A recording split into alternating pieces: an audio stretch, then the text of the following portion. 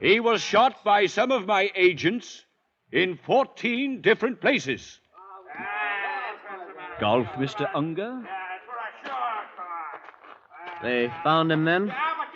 The man who got away? Those places were towns. My agents were over eager. None of them could offer a positive identification. I'm afraid the man may still be at large. So you see, it's not all utopia here. We do have our difficulties. Isn't it a little unnecessary holding them like that? Well, not at all. It's the only way to keep this place hidden. Yes, I guess that must be important. Percy was telling me something on the train. I thought he was just kidding. But he said you had a diamond as big as the Ritz-Carlton Hotel. Oh, yes, indeed. As a matter of fact, it's much bigger than the Ritz. Much bigger.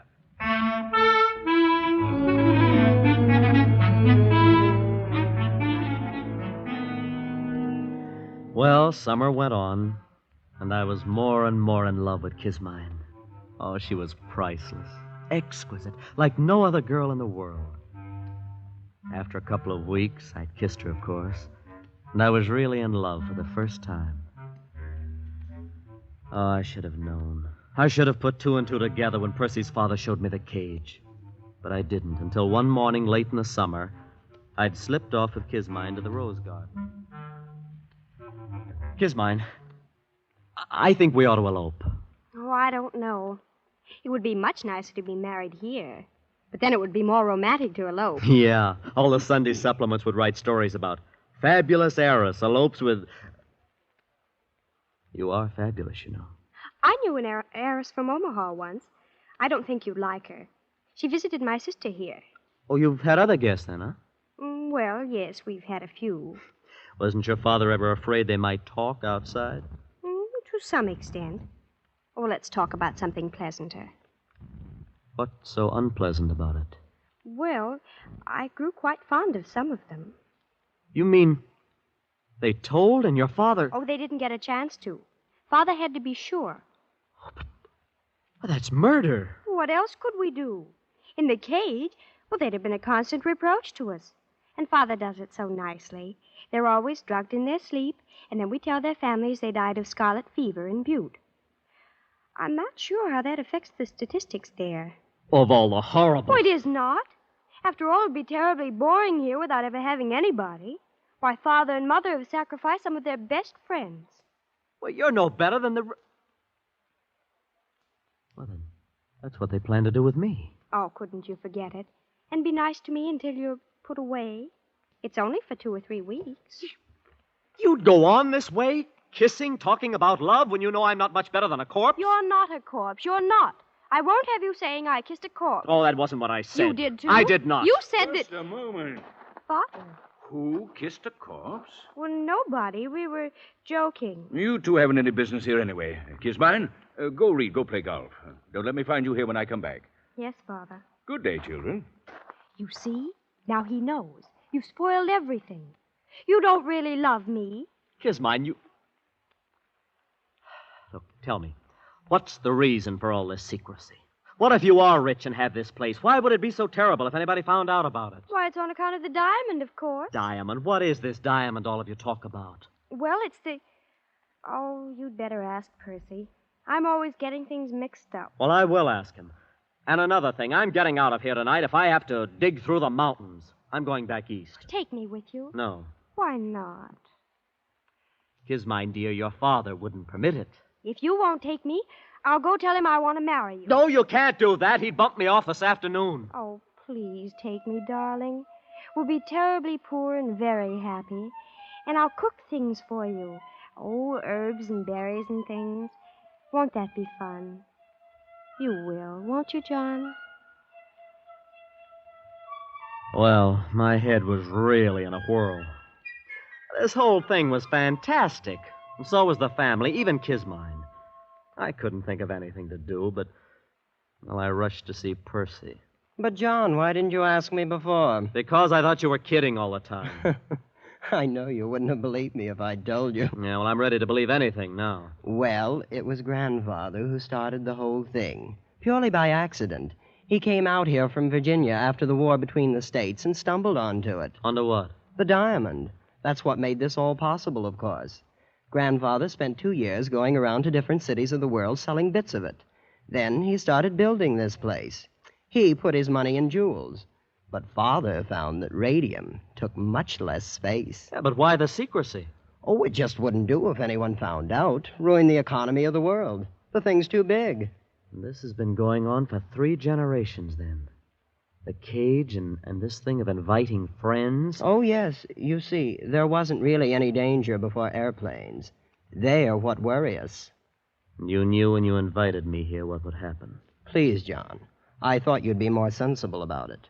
After all, you can see my position. Oh, yeah. Well, where is it? Where do you keep this diamond that's caused so cockeyed much trouble? Oh, I thought you'd guessed. You've noticed the hill the chateau stands on. Yes. It contains a cubic mile. And, except for a thin covering of dirt, it's one big, solid diamond.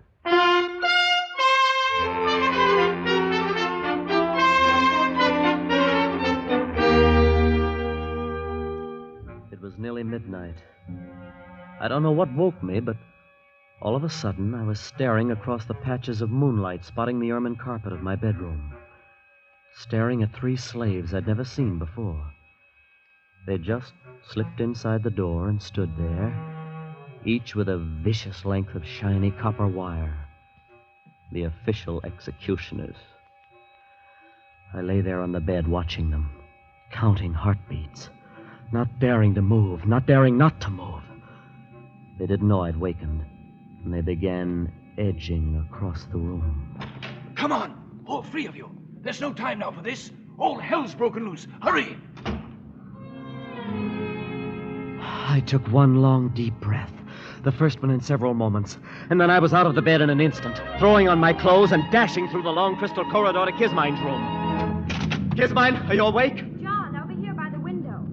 So they woke you up, too. If you mean 3 of your father's slaves. Oh, no, airplanes. Airplane? So that's what it is. At least a dozen. I saw them crossing against the moon. Oh, look, they're circling way over there. You think they're here on purpose? Oh, yes. They dropped warnings to Father. It's that man who got away from the cage, you know. Oh, good for him. Yes, wasn't he clever? Well, I think we'll open up on them any second now. Open up? Yes, our anti-aircraft. Oh, this is going to be thrilling. Thrilling. Oh, look, they're in range now. Bravo! Bravo! Kismine, get away from that window. Oh, good heavens, did you see that? Yes, and we've got to get out of here. Can't you understand? They'll bomb the chateau next. I know. There's a little grove across on the side of the mountains. We always keep one of the cars there. Oh, we have a nice view of everything. A nice view. Kismine, you don't seem to understand. They mean business. They're out to finish off you and your whole family. Oh, but it all seems so silly. Or when you come right down to it, they've never even met us.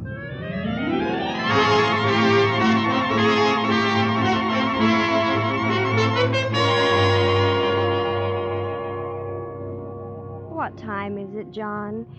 Is it morning yet? I don't know. I've lost my watch. Seems to be getting lighter, all right. It's quieter, too. Now, they've knocked out your father's guns. Every last one of them. Won't be long now. Oh, it seems such a shame. The family put so much work on the place. Everything's always been so pleasant. Yeah. Well, you better get some sleep, Kismine. I'm going to walk down the path a little ways. Oh, you'll come back. Yes, Kismine. I'll come back. At the edge of the wood, I stopped and looked out across the valley toward the wrecked chateau standing on its diamond hill in the center. The bombing had stopped. The planes droned over the far rim of the plateau, seeking some sort of formation. Then, on a little knoll just below me, 3 men appeared suddenly from the underbrush. The first one strode imperiously ahead, and the other 2 bore a heavy burden between them. It was Mr. Washington and 2 of the slaves. I stepped behind a rock and stood motionless, watching them. All right. This is far enough. We'll stop here. Now, hoist it up. Hold it there. Both together. Easy now. There. The burden they held up to the heavens was an immense diamond, cut and polished, catching the first faint rays of the dawn and gleaming like a fragment of the morning star. Now, you out there. You there. I could see no one else anywhere in view. You above there. I want you to understand, this is only a sample. I'll give you 1,000, cut as fine. set in pedestals of platinum.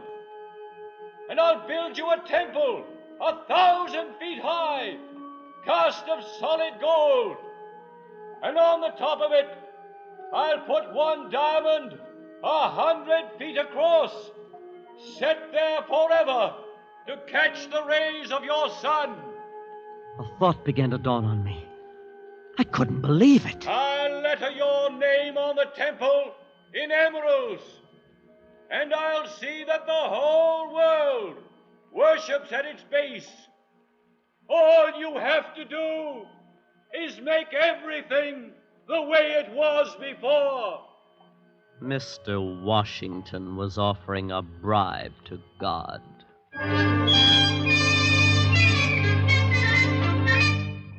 He stopped talking, and the three of them stood there, looking up at the heavens, waiting for an answer. And then at the far end of the valley, out of those same silent heavens, blossomed the white puffs of parachutes. The man who tried to bribe God looked up and saw them, became old in an instant, and turning with lowered head, walked down the path toward the chateau. With sudden premonition, I whirled and headed for the spot where I'd left Kismine. Kismine in the car that needed no roads.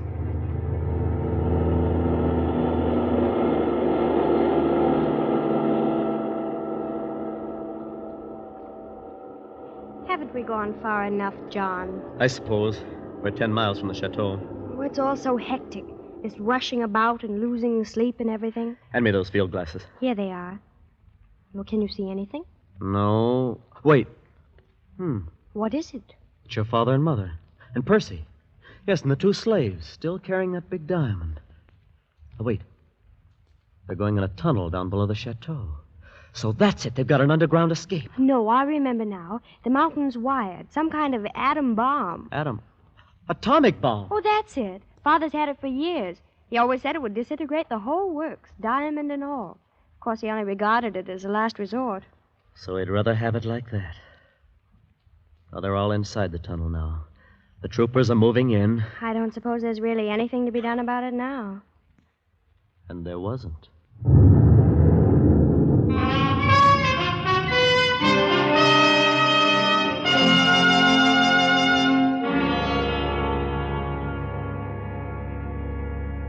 I keep thinking about things the way they were. It was all so pleasant. Oh, I don't suppose it will be ever exactly like that again. Not ever, Kismine. And maybe it never was. Youth's a time for dreaming, and dreams die, too. I'll probably have to take in washing. But, of course, we'll be very happy. What will we do, John? Do? Oh, we can love a while underneath the stars. That's a form of divine drunkenness we can all try. And then there may be other diamonds in the world. Who knows? And even though it's a shabby gift, there's always disillusion. Turn up your collar, Kismine, before you catch pneumonia. Let's go to sleep.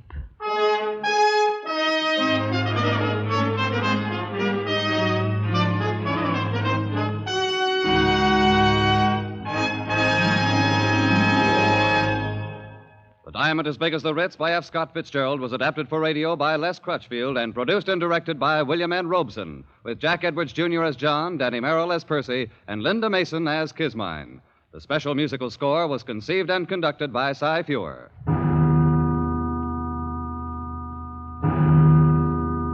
Escape is presented by the Columbia Broadcasting System and its affiliated stations each week at this time. Next week, we invite you to escape to the China Seas with Joseph Conrad in his gripping story of a typhoon. And so, good night until next week at this time, when it will again be time to escape.